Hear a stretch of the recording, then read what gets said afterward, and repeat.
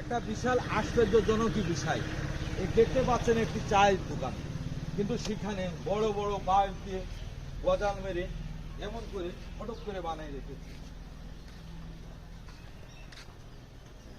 এই ফটক করার অর্থ কি আপনারা জানেন? আমিও জানতাম না।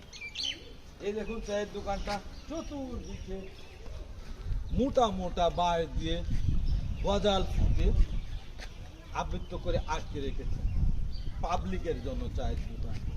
রহস্যটা আমি শুনেই আশ্চর্য হয়ে গেছিলাম, কারণ এটা চুয়াডাঙ্গা দর্শনার বৃহত্তম নাম করা গরুরহাট ডুগডুগির বাজার নামে পরিচিত। এখানে যেখানে যাই দেখবেন সমস্ত জায়গায় গরু বিক্রয় হয়। এই চার দোকানের চা যারা আমাদের মতো প্রতি খেতে আসেন তাদের নিরাপত্তাতে এইভাবে বাঁশ দিয়ে বেড়া তৈরি করেছে। এটা প্রথমে আমি ঘাবড়ে গেছিলাম, চার দোকানে কেন এত মোটা মোটা বাঁশ এবং গদাল মেরে এটি করে রেখেছেন। তাহলে বুঝে দেখেন যে আমাদের নিরাপত্তার জন্য একটি চার দোকানে এত টাকা খরচ করে বাঁশ দিয়েছেন। সবাই ভালো থাকবেন।